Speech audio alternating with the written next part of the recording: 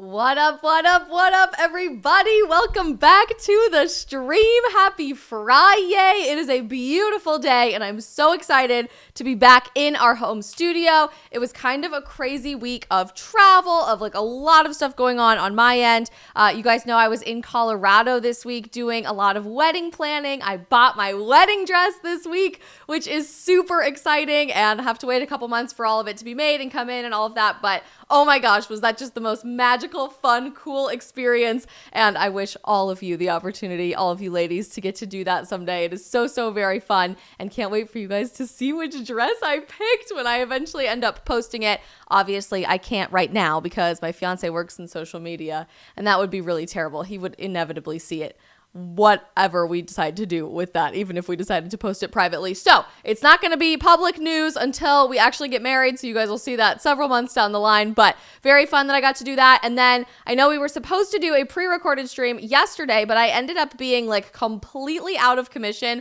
of all Wi-Fi and cell service for a lot longer than anticipated. I went up to the beautiful mountains to the National Forest Service land outside of Vail, Colorado, and went hiking with my parents and just got to soak it all in and spend some time in the mountains. So apologies that we were out of commission much longer than expected yesterday, but let me tell you what, I'm really not even sorry. So I should just be thanking you for your patience, because it was the best feeling in the entire world to just completely unplug, to have zero Wi-Fi, zero cell service, zero notifications for several hours. It is so refreshing to get to do that every once in a while. And I'll tell you what, the woods and the mountains and just being out of commission from society, it's really good for the soul. So if you don't already have plans to do that on your Labor Day weekend, make plans to go touch grass, to turn your phone off, to get some sunshine on your face, to be outside in our beautiful, beautiful outdoor spaces and have some fun with the people that you love. We have an extremely spicy stream for you today, and I'm really excited to get your guys' opinion on everything that is going on with the conversation related to term limits and age limits in politics.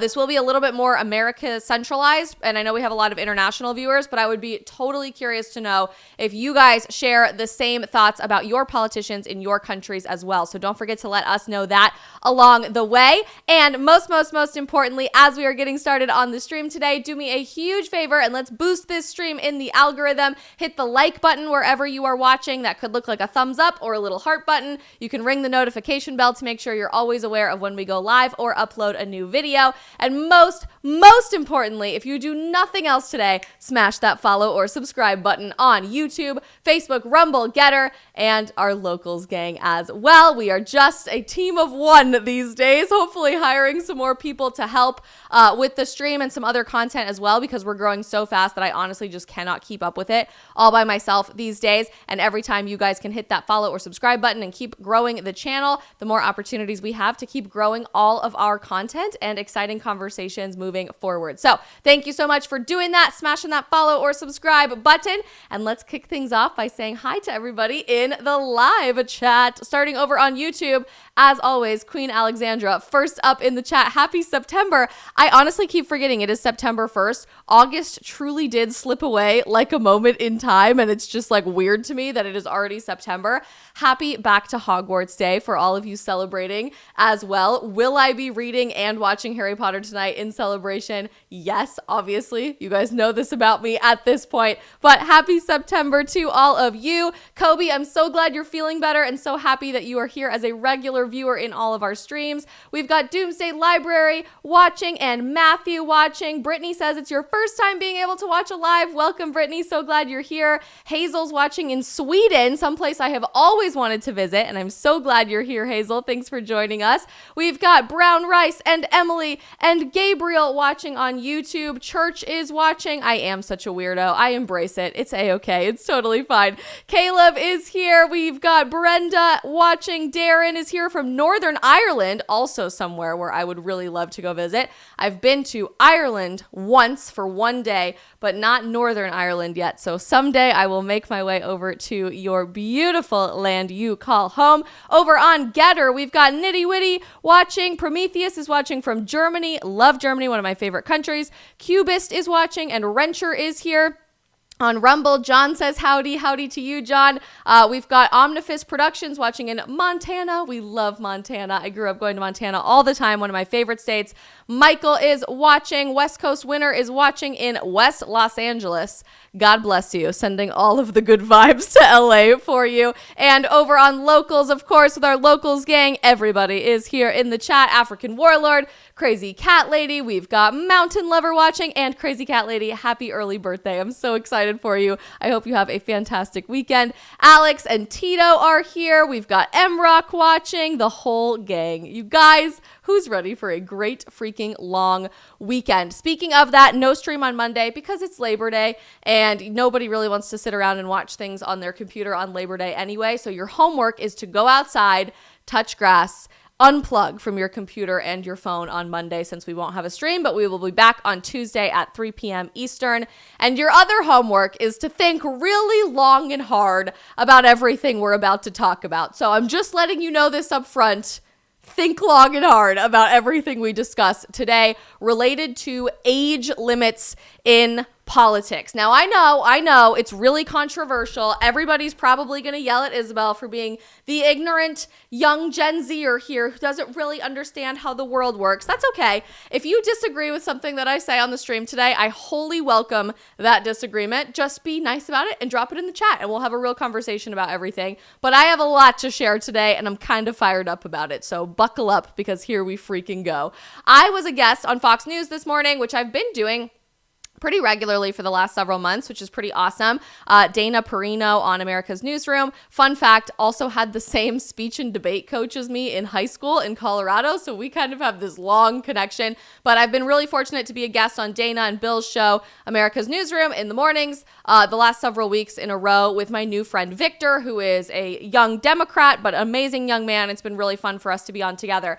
And this morning, we had a super interesting topic that I think really has little to do with partisan divide or partisan division in America, but instead is everyone's common thought that very few people are willing to say out loud, at least through the lens of American politics today. And that is the necessity and the need for us to at least consider, if not, I would argue, implement age limits in American politics. And that's different from term limits in American politics, whereas people would be elected for a certain number of terms, regardless of how old they are. We'll talk about term limits too, because it's high time, long past time, we've instituted term limits, in my opinion, at every single level of the United States government, local, state, and federal. But what I really want us to talk about today is the realm of age limits and why I think they're not just appropriate, but absolutely necessary if we are to try to remove corruption from the American system of government as we see it today and as it's slowly driving America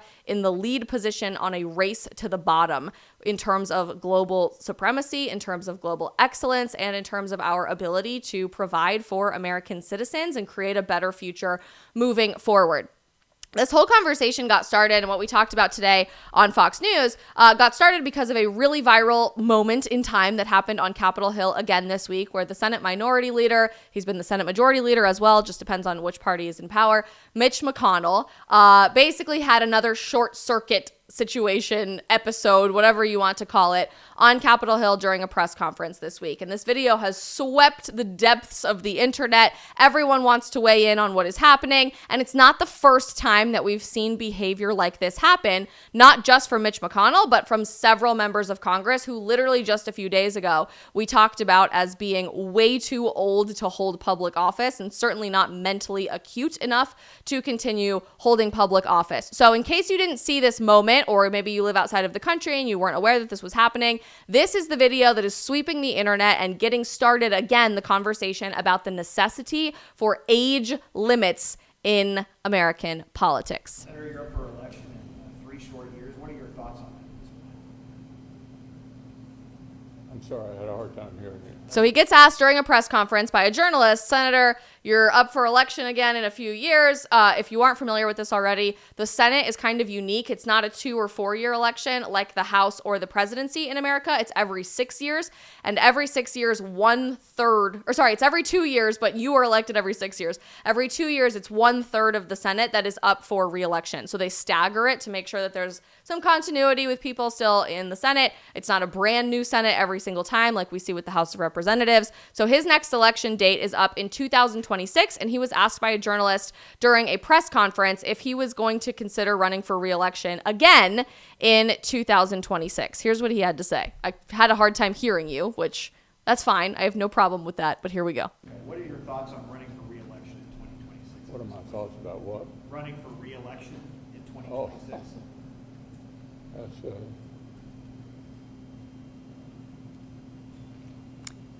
Hello? Earth to Mitch. Did you hear the question, Senator? Running for re-election in 2026?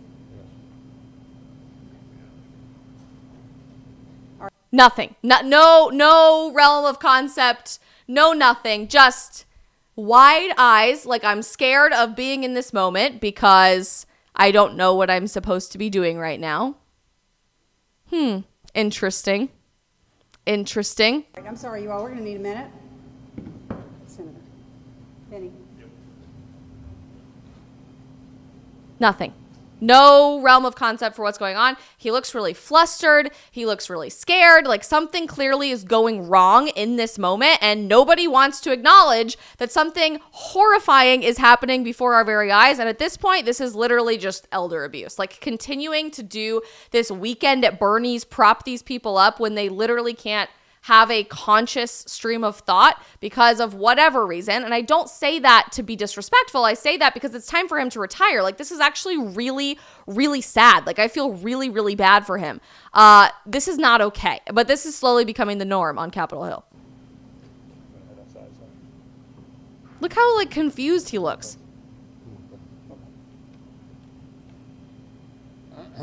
okay. Somebody else have a question? Please speak up. Yeah, let's just watch that again one more time because I think it bears rewatching. Senator, you're up for election in 3 short years. What are your thoughts on that? I'm sorry, I had a hard time hearing you. That's okay. What are your thoughts on running for re-election in 2026? What are my thoughts about what? Running for re-election in 2026. Just as a reminder, that's 3 years from now. So 3 years from now, we're thinking about re-electing this guy again. That's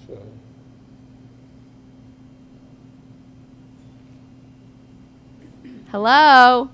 Did you hear the question, Senator? Running for re-election in 2026? Nothing. Just crickets. All right, I'm sorry. You all. No We're realm gonna of need a minute. concept. Senator Benny. And then they call the staff to go drag him out of the room to make sure he's not like having a stroke. This is wild to me that we're just like, nobody says anything about this. okay.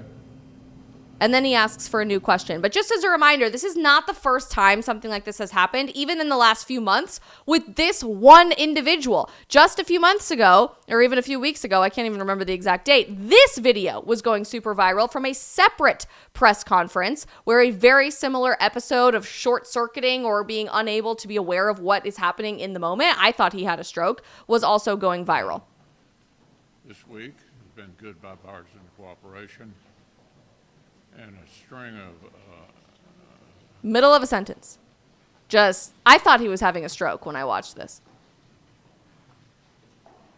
This is a separate incident. 2 separate incidences within the last several months. No idea what's going on. And everybody's whispering, what do we do? What do we do? What do we do? Okay, Mitch. Anything else you want to say, or should we just go back to your press? Do you want to say anything else to the press? Do you want to say anything else to the press? Can't talk. So he gets escorted by his staff off the podium. Could you address what happened here at the start of the press conference, and was it related to your Then he injury comes from back. earlier this year where you suffered a concussion? Is that you fine? You're fully able to do your job? Are you able to do your job? And he literally can't answer the question. He just looks into the reporter's face like, what? What's happening? I have no idea what's happening. Just as a reminder, I have nothing against Mitch McConnell in particular. I mean, I don't agree with him on a lot when it comes to American politics, but I'm sure he's a very lovely man. I've never gotten to meet him myself one-on-one, but I've heard wonderful things from people that I know who have worked in his office before. He's a very kind person, I'm sure. I don't wish ill upon him, and in no way do I say any of this to be disrespectful, but this man was first elected to the United States Senate, where his current position is today, in 1985.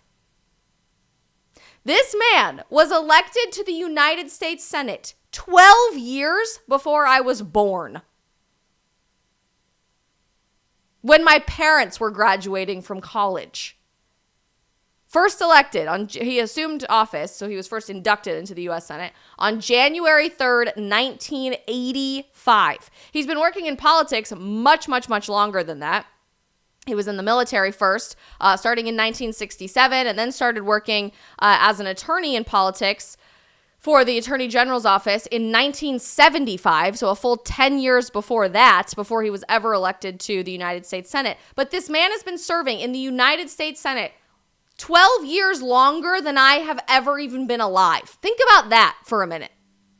And we wonder what happens when all of these senators and all of these congressmen ask their questions. Does my app connect to the home Wi-Fi network? Or like they literally can't even answer a question. The world is completely different today in 2023 than it was in 1985. We are talking about two completely fundamental different realities. And I don't say that to be rude or disrespectful or suggest that people of a certain age are unable to adapt with the times. But ask yourself honestly if you would feel good about people elected 30 plus years ago, 40 plus years ago, in some circumstances outside of Mitch McConnell, representing you in a world today where in their world, they didn't even have the internet as we know it today. They certainly didn't have technology as we know it today. They didn't have to answer questions about international conflict and terrorism as we know it today. And yet we are totally comfortable letting all of these people continue to grip with every ounce of strength they have, or I guess their staffers have because they're being propped up Weekend at Bernie's style at this point, to hold on to power and refuse to give it to anyone else who has the opportunity to run and make their voices heard. Many of these people, even those who are not currently holding public office, but ran in the same circles as a Mitch McConnell and are now running for president of the United States, then have the audacity to turn around and tell someone like Vivek Ramaswamy, again, who I don't agree with on everything, but I think is a really interesting candidate, that 38 is far too young to run for president of the United States, that you don't have enough political experience, and we do, because we've been in Washington longer than twice the time you've been alive, kid. Then they also turn around and point the finger at our generation, at Generation Z, and say we are the ones ruining America, that we are the ones destroying the culture of Western civilization and Western society, that we are the ones turning our country upside down, when they have been in power longer than twice the time we've even been alive. In Joe Biden's case, when he first started working in Washington and in politics, when they were born, in the case of our oldest U.S. representative, Dianne Feinstein, before the invention of the ballpoint pen. Before the invention of the ballpoint pen. Before the invention of the microwave or the trampoline, let alone computers and the internet and all of the things that make the world function correctly today in 2023. It's no wonder to me that they are completely baffled what to do about critical race theory and gender theory in curriculum today, because that means literally nothing to them. They can't even possibly relate to a world where that has become the norm. It's no wonder to me that none of them can answer the question, what is a woman? Because in their mind, gender theory and gender identity are pretty black and white, XX and XY, and they don't understand the problems that we are dealing with today in culture and how we need to continue speaking the truth in a language that our generation, and even those slightly older than us, millennials, can understand. It's no wonder to me that these people are writing blank checks to fund everybody else's wars, because they've been doing that for 50 years. going to war over and over and over again, and largely participated in all of the wrong decisions when it came to war and international conflict all throughout my lifetime and even before that. Where I get so confused and just blown away, to be honest with you. And again, we streamed about this at length when it came to the specific ages of our oldest members of Congress and the President of the United States today. But where I get so confused is where these people have the audacity and the gall, to be honest with you, to turn around, blame anybody under the age of 40 for destroying the country that they refuse to give up power controlling themselves for the last 40, 50 years. The same people demand that they stay in power just because they have more experience and they pick up more experience every 2, 4, or 6 years, while refusing to platform anyone else, while refusing to give a pathway to leadership for anyone else, while refusing to hand the reins over to the next generation. And then they blame all of those people that they silence and suppress and make fun of and label as stupid for destroying the country that they insist they are the only people capable of running, capable of governing, capable of leading. The catch-22 and the dichotomy of logic here blows my mind. So forgive me if I don't have the utmost respect for the people running our country today while they continuously drive our country into the ground and then blame the same people they say are too stupid to vote.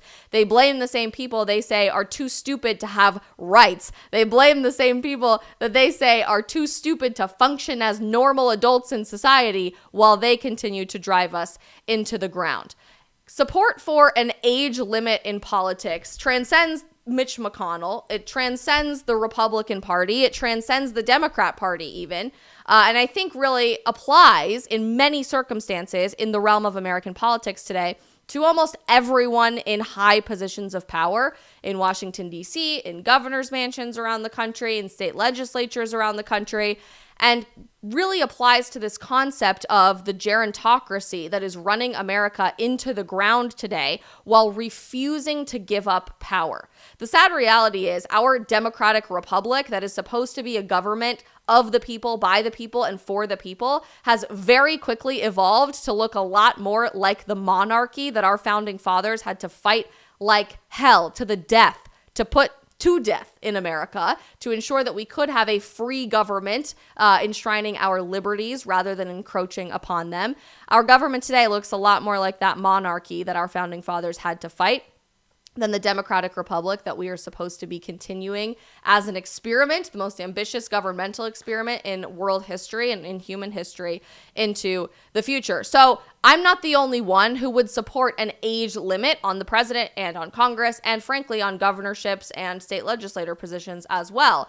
Unfortunately, I don't know if it will ever really come to fruition, even with the majority of Americans today saying that both frontrunners for president of the United States are too old, that they wouldn't vote for them. Even with the majority of Americans today, the vast majority of Americans today, saying they would support an age limit on the president and on Congress. Certainly because we have age limits on the lower end to make sure you're old enough to run for president or for Congress, it's worth considering the other way around as well, especially if we have a national retirement age of 65. How on earth is our political system giving the green light to 85-year-olds, 90-year-olds to continue running for politics or for political positions of power? It's almost as if the age of retirement for every other industry where we say, okay, you had a really great career, now it's time to enjoy your life, is the starting point to run for office and hold political positions of power and be an overlord for anybody else in society. 65 is kind of the bare minimum age where all of a sudden you have enough life experience to make a difference in our American system of governance, where it's the retirement age for literally everyone else. The support is there, and the concept of an age limit is not a new one. It certainly isn't even new to the world, let alone the United States of America, but I don't know if it will happen anytime soon, despite the fact that we really desperately need it if we are serious about pulling our country out from the race to the bottom, which is exactly what we are dealing with today. In December of last year, Business Insider published this article, and I found it very interesting, that there's overwhelming support for an age limit on the president and Congress. They say it won't happen anytime soon. But this was published almost a year ago. I mean, we're talking about last December, end of the year last year. Well before we ever saw these episodes from Mitch McConnell, well before we ever saw Dianne Feinstein needing to be told by her staffers how to vote on the congressional floor, because that's not absolutely horrifying. Well before we saw Nancy Pelosi's Good Morning Sunday morning. Maybe this was after that, I don't know. But there was this overwhelming support already before we saw all of these videos go super viral and see the conversation starting on social media. So again, I think this is a really interesting realm of conversation that's not a new concept, but is one we keep kicking down the road to our own detriment while we keep blaming the problems of this country on the young people we are shutting out from opportunities for leadership and a new generation of ideas. The term limits concept kind of ties into age limits and I think is slightly different. We'll talk about that in just a second. And of course, who is the most ardently against age limits? Members of Congress, because ultimately that ends their opportunity to hold on to positions of power and to make a lot of money and have a lot of influence throughout the next 30, 40, 50, 60 years of their lives. This was originally published last September, so a year ago. And I think this is fascinating that here we are a year later with more and more and more support and evidence for why age limits not only make sense, but truly are prudent if we're serious about bringing our country back into a position of leadership globally again, and we continue to do literally nothing about it a year later. I wonder if we'll be in this exact same position in September of 2024. Business Insider wrote, as frustration mounts with the aging of America's top political leadership, a simple, seemingly straightforward solution to the problem has slowly gained currency: age limits. Particularly in the past several years, the idea of setting some sort of age cap on public service, particularly when it comes to the presidency, has long been entertained by op-ed writers, interrogated by pollsters, and even floated by long-shot political candidates as both a populist and technocratic solution to our contemporary frustrations with the gerontocracy. And if the U.S. Constitution sets clear minimum age requirements, not just for the presidency, you have to be 35, but also for serving in the Senate, where you have to be 30, and the House, you have to be 25, why wouldn't an upper age limit make sense as well? I think it absolutely makes sense. There is ideological consistency in that pathway. It seems like the de facto threshold for running for president is not 35, but 80, which I would totally agree with, said Democratic Representative Richie Torres from New York, who at age 34 can serve in Congress but can't yet serve in the nation's highest office. Polling by Business Insider and Morning Consult indicates that 3 in 4 Americans favor an age limit for members of Congress. So we are talking about 75% of our nation's population of people voting who simultaneously keep voting in 85-year-olds, which blows my mind. Talk about ideological inconsistency. But 75% of us are in support of age limits, at least for people in Congress. Gee, I wonder why, when we keep seeing videos like Mitch McConnell's episodes going super, super viral. More than 4 in 10, so upwards of 40%, viewed the ages of political leaders as a major problem. People are slowly waking up. And while I don't know the exact breakdown of who was polled here, I would venture a pretty strong guess that those 4 in 10 were probably under the age of 40 that saw that as a major problem. Mandatory retirement based on age is a standard practice, as I just mentioned, at age 65 in other industries, most notably for air traffic controllers, airplane pilots, and within the military.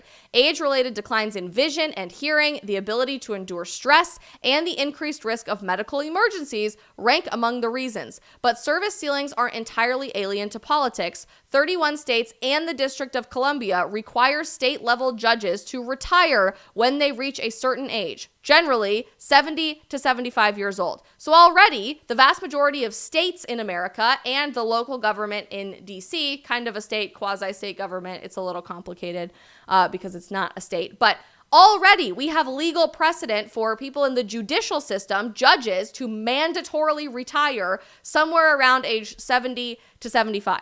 So not a new concept in the United States, but one that the powers that be, the partisan arms of our government, the Republican Party and the Democrat Party, And these incredibly powerful congressmen and women who have been in positions of power for decades are refusing to implement the same way that they are refusing to implement term limits, because ultimately they know that they're not talking about the future. They're not talking about a more stable government. They are talking about themselves. They know that they are the problem, and therefore they won't even be willing to have this conversation, let alone consider it for legislation purposes. Age limits are not on the table yet, according to this insider article, because Congress refuses to even have the conversation to begin with. Senator Richard Shelby from Alabama, who this was written in last December, was 88. He's going into his 90s now. I don't know how you do that. You would have to amend the Constitution. Yes, you would have to amend the Constitution. I think everybody knows how you would do that. It's not exactly rocket science, and I would hope that a senator would understand how you would institute an age limit to change the Constitution. I think it depends on the person, too, a lot of times. I've known some people sharp in their mid-90s. Torres, the guy who just said that you seemingly have to be 80 to run for president instead of 35, said that he would be against it, even though he's using these talking points as an opportunity to appeal to younger voters, using the 82-year-old Speaker of the House, Nancy Pelosi, as an example of an older lawmaker who, by all accounts, remains healthy and firmly in control of her caucus. She is one of the sharpest people I've met in my entire life. She has command of the institution. I'm sorry. Are we talking about the same woman? Are we talking about Good Morning Sunday Morning? I don't know that I would call Nancy Pelosi firmly in control of her caucus, one of the sharpest people anyone's ever met in their life, someone who has total command of those under her in positions of congressional leadership. I don't think we're talking about the same woman. But here's the dirty little secret about Congress. And I interned for the U.S. Senate. I've had many, many friends work for the United States Congressional branch of government, both in the House and the Senate. And the big dirty secret about Congress is this. If you run on term limits, if you run on age limits, if you run on being a new generation to bring new ideas into the fold of the grinding gears of the federal government in the legislative branch, that's great. But the day you set foot after being inducted into your position as a House member or as a senator, you're immediately going to drop that like a bad date, because it is these 90 or 85-year-olds who have been in Congress longer than I've been alive, sometimes longer than twice the time that I have been alive, who control everything, because they have achieved positions of party leadership. And no matter who you are, you cannot have a successful career, even for one term in Congress, without the backing of party leadership. You will get 0 committee assignments. You won't have a single piece of legislation see the light of day. They'll just squash it in committee to make sure that you won't have an opportunity to make a name for yourself or do something meaningful. And the puppet strings of the Republican Party and the Democrat Party alike, which arguably in situations like this really turns into a uniparty. It's not about partisan division at all, but more so about retaining control for the same 20 people. They will destroy your life, your reputation, your career if you don't drop any mention of term limits or age limits like a bad date when you walk in the door your first day. And that's why people like this Representative Torres, who just a second ago said, let's just read it again. It seems like the de facto threshold for running for president is not 35, but 80. That's a nice soundbite. But immediately, what does he do? He drops it. He would be against any age limit for Congress or the presidency, because who does he have to kiss up to in order to have a successful career as a representative? Nancy Pelosi. He has to make sure he is in the good graces of the Speaker of the House in order to get any committee assignments, in order to see any legislation see the floor of Congress, or to have any opportunities for career development and growth. But then he could still turn around and say, well, I am concerned, though, that politics has become a gerontocracy. If I become a shadow of my former self, then it's time for me to go. There's something to be said for exiting gracefully. In other words, hey, you should probably exit gracefully, Madam Speaker. But I'm never going to be the one to tell you that, because you control my opportunities for success in my now career. The more immediate problem, according to lawmakers critical of the aging nature of American politics, is that the country's oldest politicians have not just the incentive to stick around, but the power to remain entrenched. And it is those mechanisms, the seniority system that I just mentioned, a campaign finance system that favors incumbents, people who were already in office, gerrymandered congressional districts, and the ability to continue to seek office indefinitely, that members of Congress are most eager to discuss. More important than those constitutional limits are the various structural impediments in our political system as it functions today that deter and make it so difficult and discourage young people from seeking office. I think all of them go hand in hand, and when you continue to incentivize the same 50 people to continue running for re-election, to continue getting Netflix and HBO deals and book contracts, to continue letting them set all of the rules for success in our country from the top down, of course you are disincentivizing young people from running for office. And then when they do run for office, the RNC and the DNC actively campaign against new young voices. It's exactly what we saw in 2022 with the midterm elections and Maxwell Frost from just north of me in Orlando and my amazing friend Caroline Levitt running to be the youngest people ever elected to Congress. Both the RNC and the DNC actively campaigned against these two individuals because they were too young and they were too stupid. In other words, they are really hard for us to control because we're seeing a new generation of political identity with Generation Z. We're seeing an independently minded generation who's willing to push the boundaries outside of partisan politics, who's willing to run to be a person and not a politician, who actually is making promises on the campaign trail because they're not going to be bought and paid for by campaign financing for the RNC and the DNC. So it really is this multi-layered, multifaceted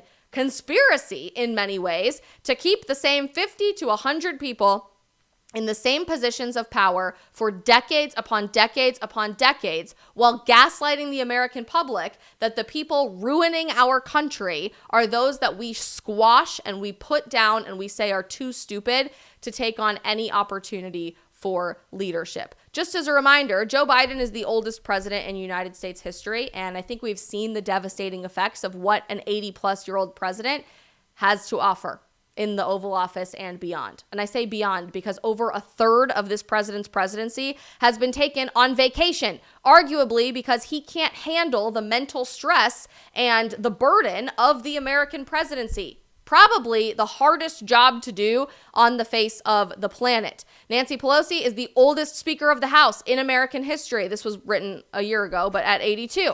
The person currently third in line to the presidency is the president pro tempore of the Senate, an 82-year-old Democratic senator from Vermont. The House Majority Leader is 83, while the House Majority Whip was 82 when this was written about a year ago. The majority and the minority leaders of the Senate are 72 and 80, respectively. The oldest member of Congress, Dianne Feinstein, is in her 90s at this point. And we still say, yep, that's great. We'll just reelect you. We'll just send you back because we trust everything that you're doing, while you've been making the same promises to us over and over and over and over again for the last 30, 40, 50 years while refusing to solve any of those problems.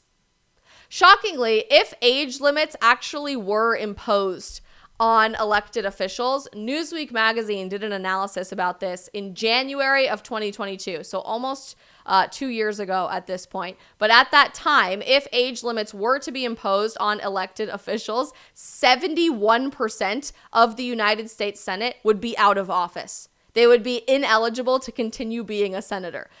This was from a YouGov poll that was released in early 2022, so January of 2022, revealed that more than half of Americans said that they would support a maximum age limit for officials in elected positions of power, mainly Congress. Meanwhile, an analysis from the Congressional Research Service showed that the group is the oldest on average of any Congress, at least in the past 20 years. When the two sets of data are compared, it concludes that if age limits endorsed by poll respondents were put into place, 71% of current U.S. senators would be ineligible to hold office.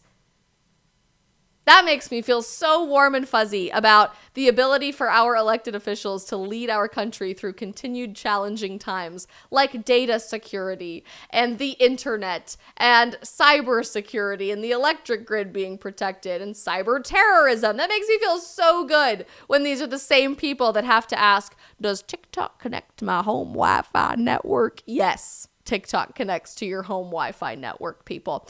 The same principle, would apply to President Joe Biden as well as to former President Donald Trump. In fact, the only two presidents who would have been eligible to be in office in the past 40 years had age limits existed would have been Bill Clinton and Barack Obama. And by the way, I was today years old scrolling through TikTok when I discovered that former President Bill Clinton is younger than Joe Biden and Donald Trump. My brain is not very good at timelines or years or math or numbers in general. I was never one of those people that was great at memorizing years in American history class or world history class. I certainly was not a math person all throughout my education. I really struggled with math and was yelled at by my dad around the kitchen table many, many times for my math homework. But unfreaking believable that Bill Clinton is younger than Joe Biden and Donald Trump. That's enough to just make you sit there and stew for a while on all of that. Not only is it time for term limits to make sure that the political dynasties of the same families, that these career politicians that have made a living off of lying to the American people and gaslighting you into solving the problems in our country, these term limits have to be in place to make sure that these people do not continue to grip with every ounce of strength that they have onto continued power while refusing to secede any of that power back to the people or a new generation of leadership. But there is clearly a pattern of behavior with the gerontocracy that is running our country that should concern every single human being on earth. In your system of government too, even if you're not an American watching this stream today. I don't care if you're a liberal. I don't care if you're a conservative. I don't care if you're a libertarian. I don't care if you're a Democrat or Republican, an independent, or anywhere in between. If you are not concerned by the lack of mental acuity of the people running this country, who are being told by their staffers how to vote on legislation, who cannot complete a sentence during a press conference because presumably they're having a stroke in the middle of a press conference, who can't remember what state they're in and have to take a third of their presidency on vacation because they're unable to handle the mental stress and the mental load of running the presidency of the United States, it's time to wake up. This is not okay and should not be the norm when it comes to what is supposed to be the greatest country in the history of the world, leading the world into a future of excellence, a future of extraordinary growth, a future of making the impossible possible. Long gone are the days where I think we can honestly assume that is what our future is going to look like. Because instead, sadly, I think our future is going to look like the same 100 people continuing to get reelected over and over and over again until it literally is Weekend at Bernie's. It already technically is, but literally is Weekend at Bernie's. And at some point, we all just have to say, enough. We're not doing this anymore. It is time for a new generation of leadership. Term limits are one thing, and I think absolutely are necessary at every single level of government, because if there's one thing more corruptible than money, it is power. And we see that in every system of government all across the world, all throughout human history. This is why dictatorships are formed. It's why socialism is enacted in many of these countries, because people don't want to give up office. It's why certain presidents say that they're not holding elections unless another country pays for it because of national security, if you know what I'm talking about. This is a pattern of behavior because human beings are corruptible and power corrupts absolutely, especially when you have absolute power. That absolutely bears repeating through every chapter of our history moving forward. Term limits are a must. But if we reasonably assume that you need to be a minimum age for your mental acuity to hold public office in America, and we reasonably assume that there are maximum age restrictions on other extremely important areas of industry like being a pilot or serving in the military, I think it stands to reason that we can all reasonably conclude the people making decisions about our taxes, the people making decisions about government spending, the people making decisions about border security and international conflict and war, and our Supreme Court justices, and every other major decision in between, those people reasonably should have an age cap. A retirement age, a mandatory time to leave office. Because what we are seeing from both political parties, what we are seeing from our second oldest Congress that we've seen since 1789, as we talked about on our stream the other day, is enough to make your hair fall out with worry. When we don't understand how your phone connects to Wi-Fi, how can we reasonably assume that these people are going to understand how to honestly delegate money, resources, time, etc. in a World War III scenario? How can we honestly assume that these people are smart enough and capable enough to make sure that the right person is approved for the Supreme Court of the United States? How can we honestly assume that these people are wisely spending our endless taxpayer money that only seems to be not wisely spent in Washington, D.C.? And we could keep going example by example by example. If you have a national retirement age, that national retirement age should be extending to your United States Congress and to the presidency of the United States. And I think we have to get over this idea that you need as much political experience as possible in order to hold public office. And the only way to do that is to be elderly. The only way to do that is to be somebody in positions of power in Washington for decades upon decades upon decades. Because the dirty secret truth that we all know, but very few people are actually willing to say because they're afraid of upsetting people or offending people or missing opportunities for leadership themselves.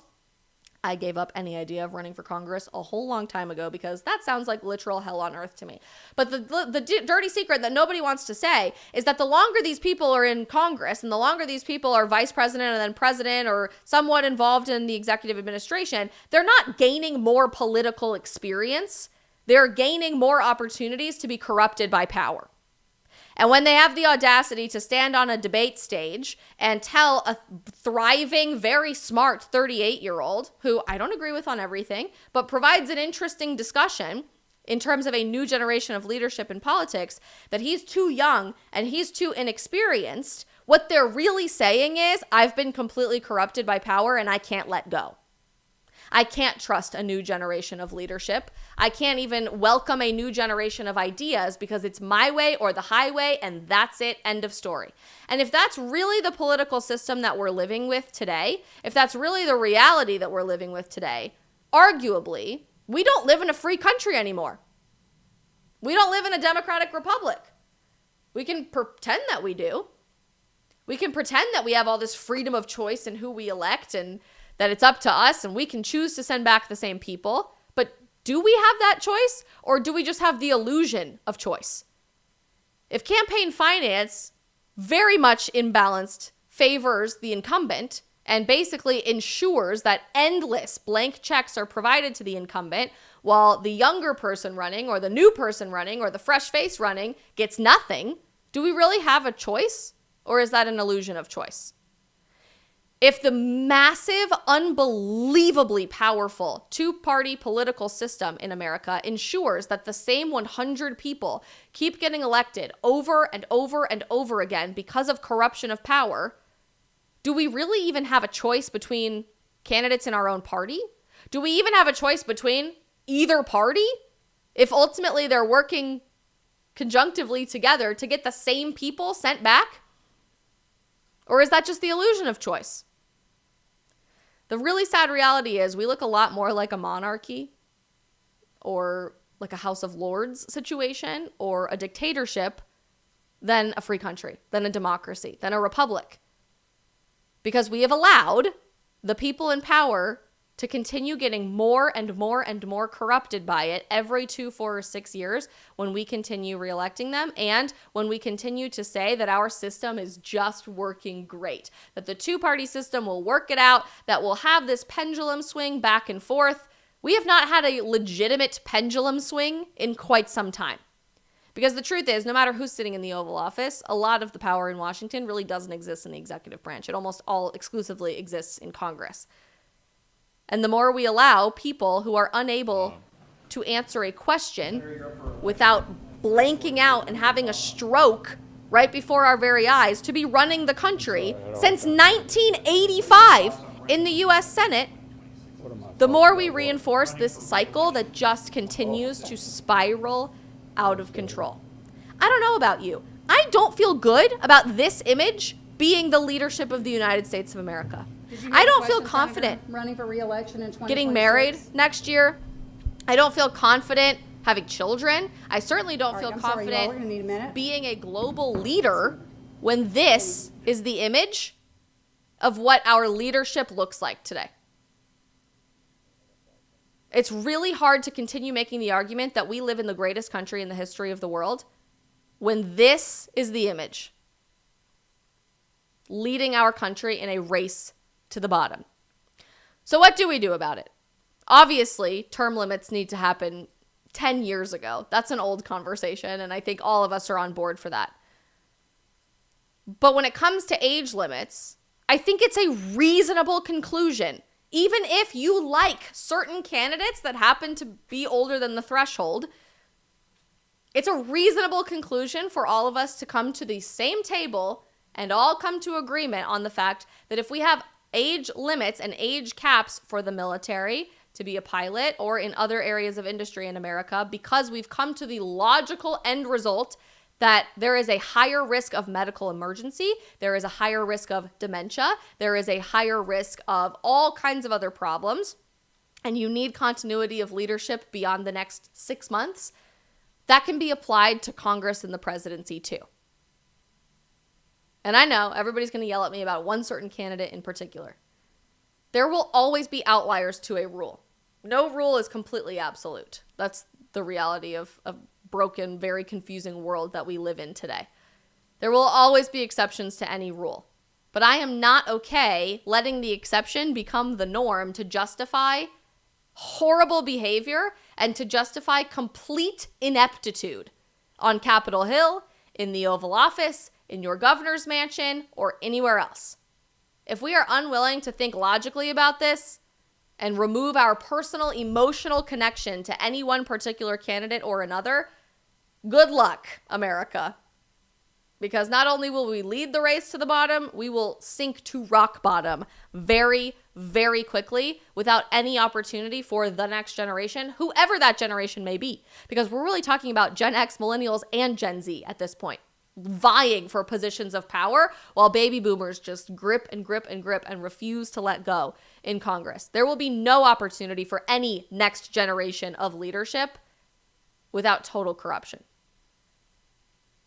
It's a really tough reality and tough pill to swallow, especially when you have an emotional connection to someone who may be well over the threshold of what a legitimate age cap should be for the presidency or for Congress or whatever.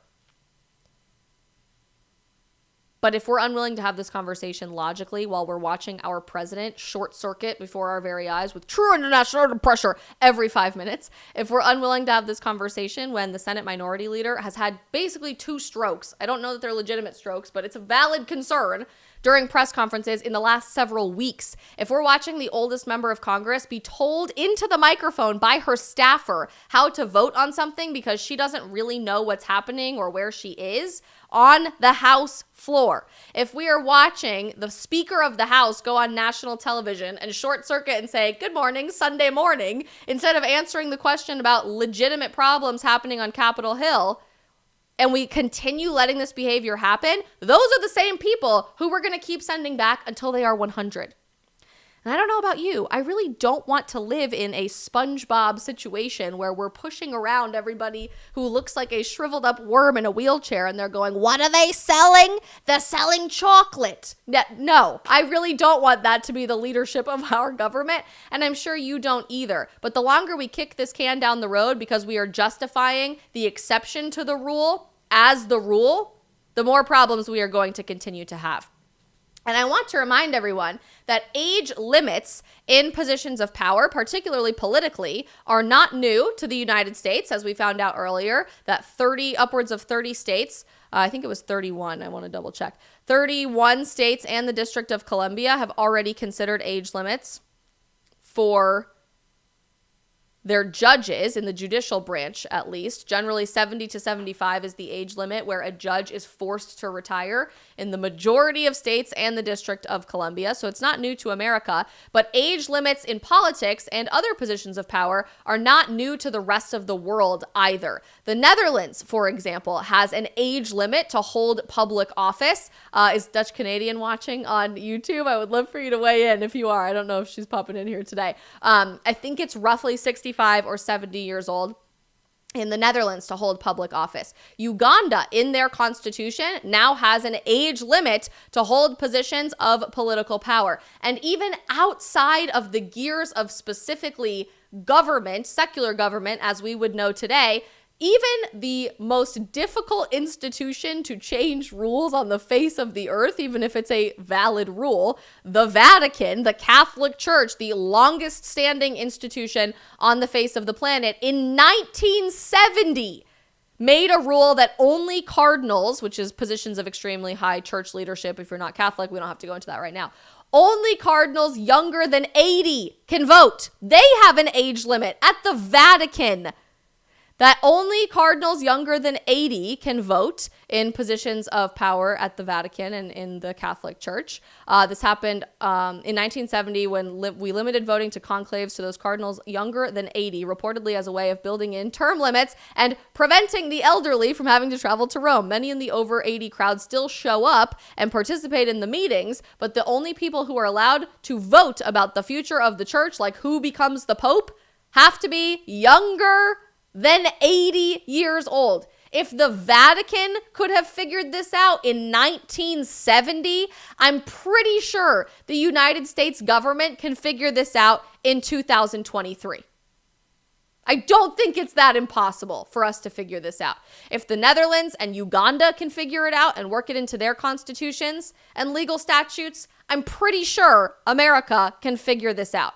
Nitty Witty has a great point, two great points in our Getter chat. First, they're afraid of offending elderly voters. And I think we have been afraid of that for so long because elderly voters control so much of campaign finance and which campaigns have an opportunity to succeed. So that is a legitimate fear. And if you are an elderly person watching this stream, none of this is meant as to insinuate disrespect or to suggest disrespect to elderly individuals. To the contrary, I think it's really sad that we are allowing elderly people who lack the mental capacity to hold a stressful position like this basically be forced to keep going back by somebody in their life and be propped up when they are not all there, and they shouldn't be all there, in the name of just justifying the way things have always been done in American politics. But Nitty Witty, I love what you said after that. This is a government of elderly people serving as puppets for hidden behind the scenes rulers. That's exactly what we're seeing in the White House today, and everybody knows that. That's just the open secret that we are all dealing with, but it's also what we're seeing on Capitol Hill.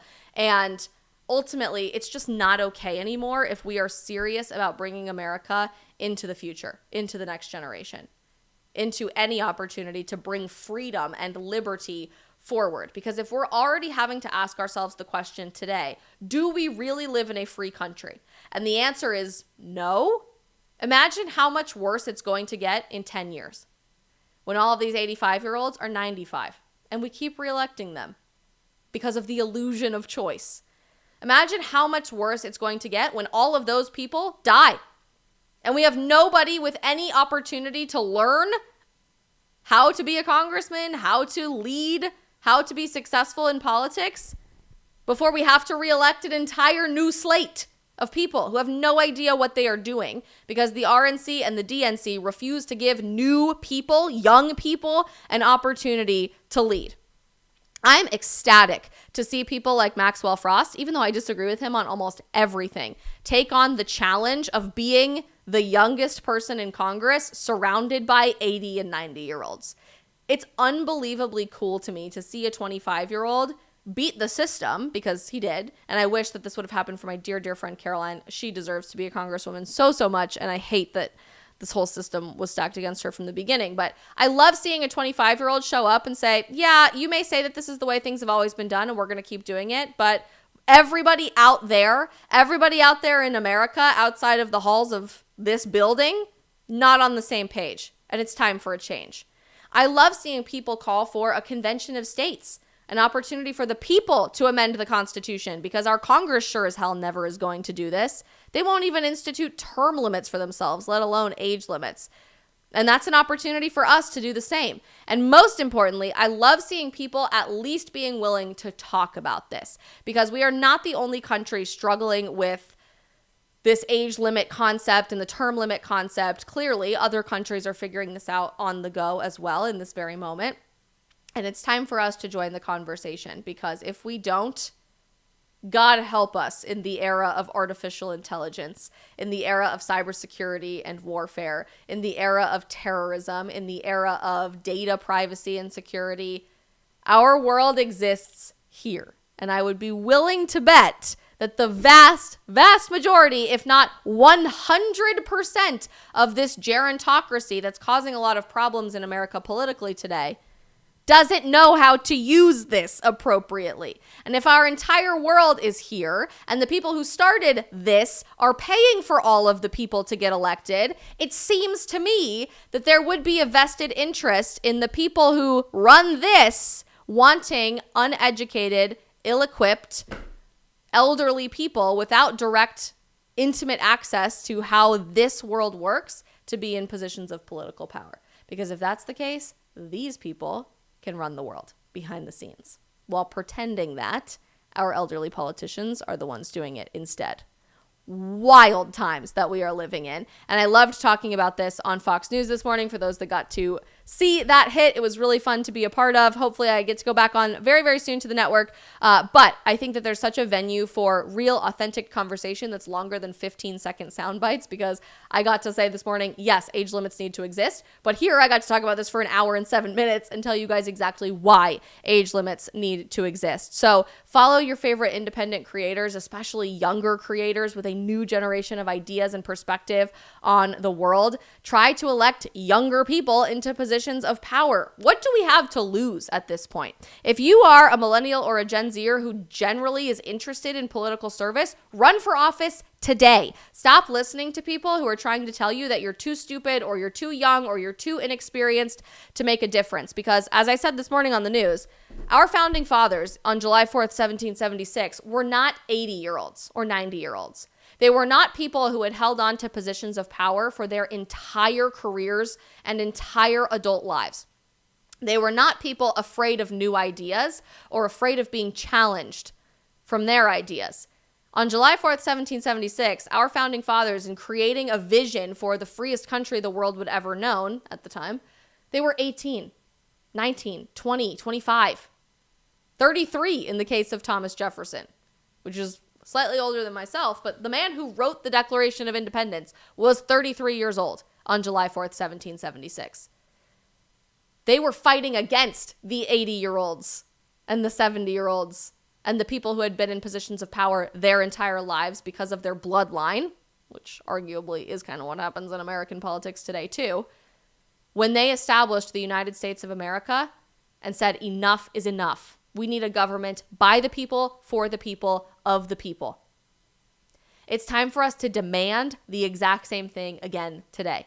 What we need in politics is not just a reform, but we do need a revolution in some aspects.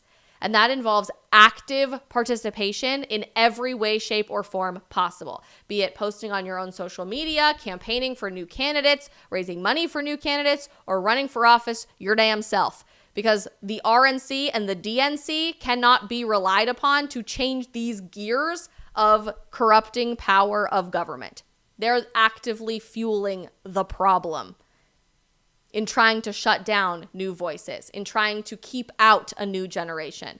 It's time for us to be demanding a new generation for ourselves in whatever way we possibly can.